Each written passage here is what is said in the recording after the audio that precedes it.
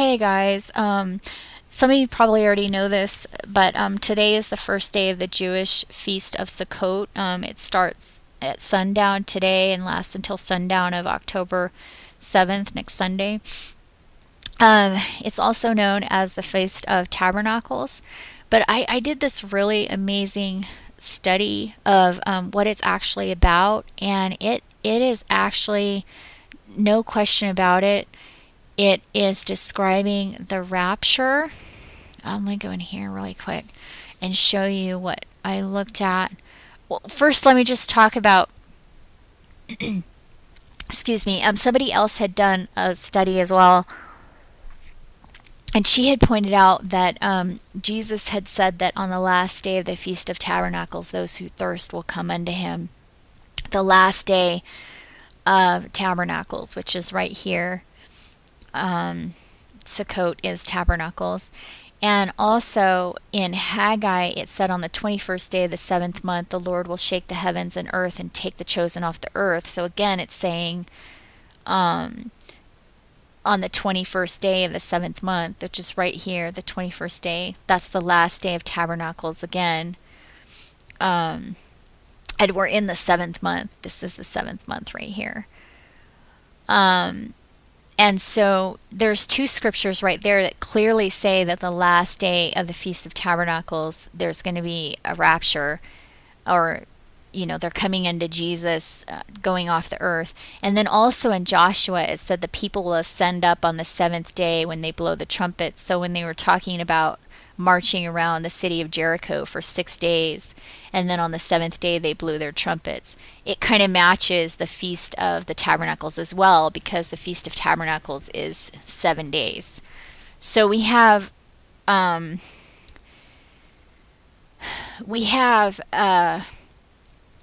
know, 3 different scriptures here that are clearly saying that the rapture happens on, or the ascension, or whatever you want to call it, happens on the last day of Sukkot, or the last day of Tabernacles. But then when we actually go in and read what the Jews were told about the Feast of Tabernacles, then it becomes completely obvious that yes, God was telling them that the rapture would occur on the Feast of Tabernacles. What year, nobody knows, but that's definitely what was happening. But I just want to say really quick that, you know, this is not about religion. It has nothing to do with what religion you are. But I just want to clarify that the Lord your God is talking about the Elohim.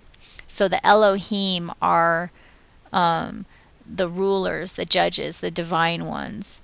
And so that is who gave the Jews their feasts, which their feasts are appointments for things that are going to happen in the future. So they're appointed times, sacred seasons for things that are going to happen in the future. The Jews were given by the Elohim 7 sacred appointments that they were to keep for and they have for thousands of years. And the first appointments had actually happened when Jesus came to earth. They were given the appointments back here, and then Jesus came to earth here, and that was the first fulfillment. The first appointments have already been fulfilled here, and then these other appointments have yet to come, and they're definitely talking about the judgment and the rapture. Just really quick, the Elohim had said that they would be gone for 6,000 years and that they would return in the 7,000th year. And we know that that's where we're at. I mean, if this is 4,000 BC right here, like if this represented the 7,000 years, if this was 4,000 BC when all anthropologists know that our civilization began, you know, like right here in 4,000 BC, it's been 6,000 years.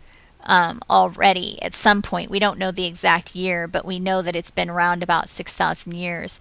Like this 4,000 BC, 3,000 BC, 2,000 BC, 1,000 BC, 0, 1,000 AD, 2,000 AD. So we're right here on the cusp of starting the 7,000th year, in which the Elohim had said they would return and that they would stay here for 1,000 years. Christ would return in the 7,000th year. And so the 7,000th year is the first 1,000th year, and it basically means that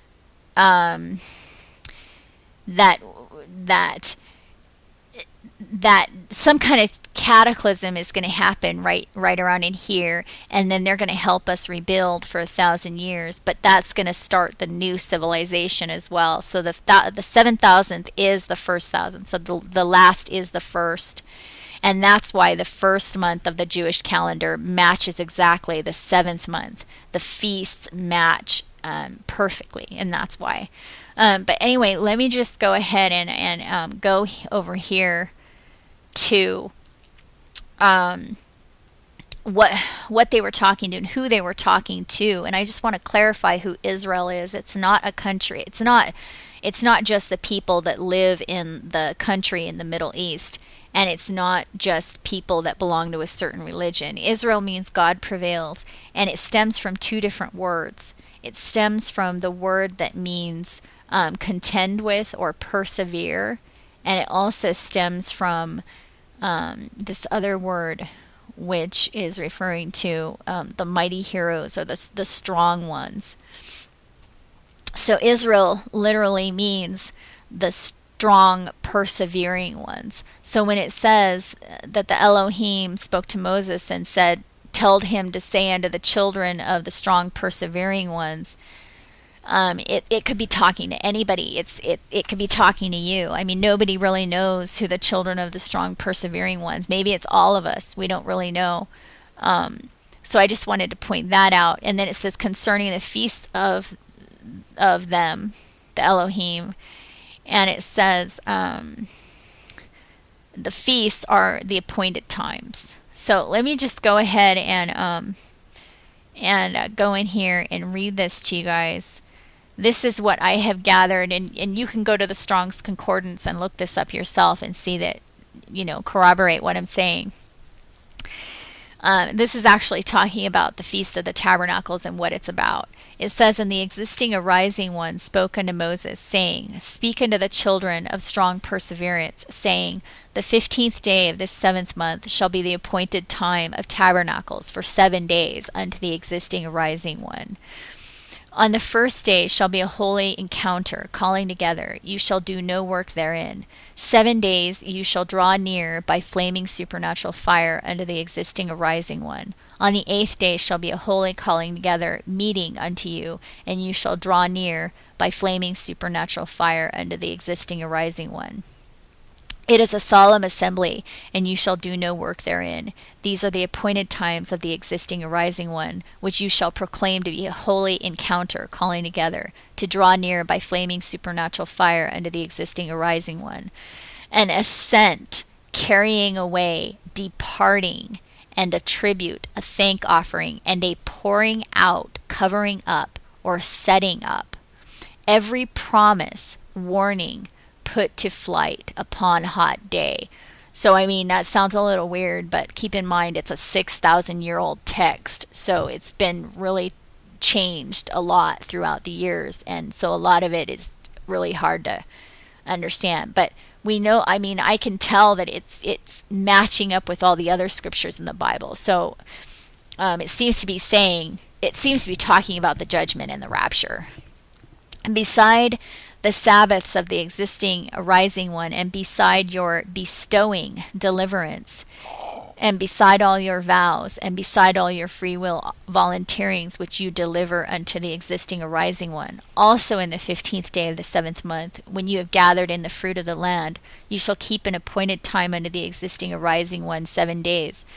On the first day shall be a Sabbath, and on the 8th day shall be a Sabbath. And you shall take you on the first day the offspring, children of the honorable carpenter, which is Jesus, bow down clouds of erect trees I have no idea what that means. And to cover, weave together with the carpenter, and pledge, engage, have fellowship with, of the inheritance. I mean, it sounds weird. Again, 6,000-year-old text. It sounds to me like it's saying the offspring of Jesus will have something to do with the clouds and will weave together, join with Jesus, have fellowship with him, and get their inheritance. That's what it sounds like it's saying.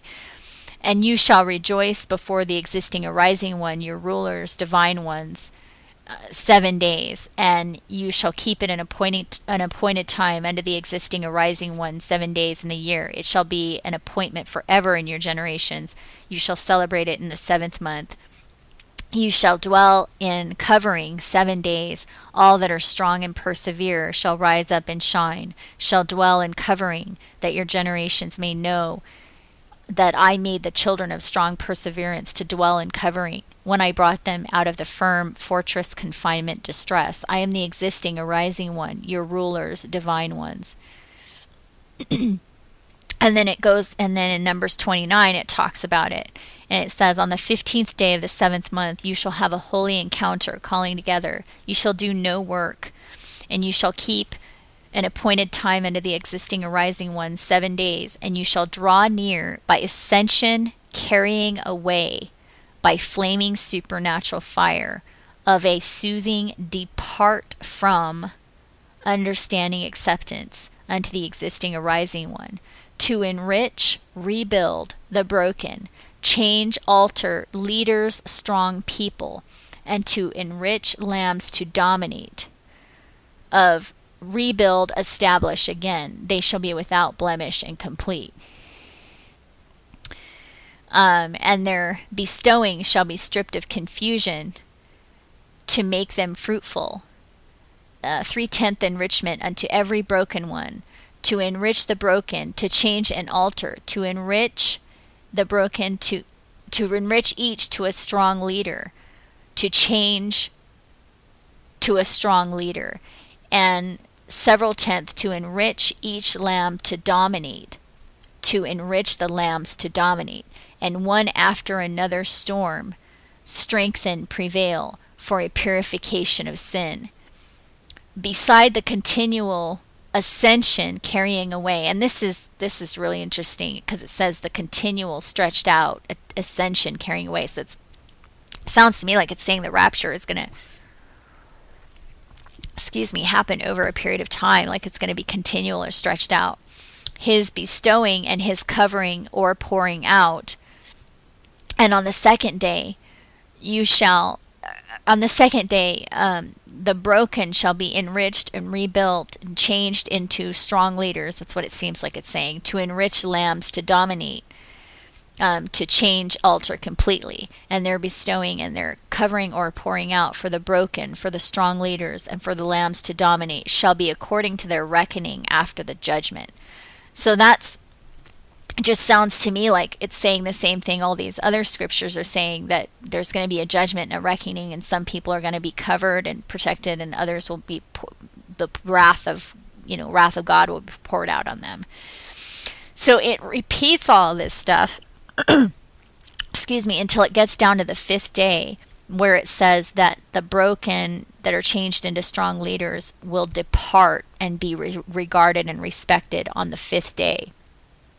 And then it says on the 6th day they will be fat, robust, and then on the 7th day they will take oath and be sworn in, and on the 8th day they will be retained and closed up. And you can go ahead and look at the rest of this. But I just wanted to share that with you guys. I found it really amazing, and I hope you're having a great day, and I hope that you have a good week. All right, talk to you later.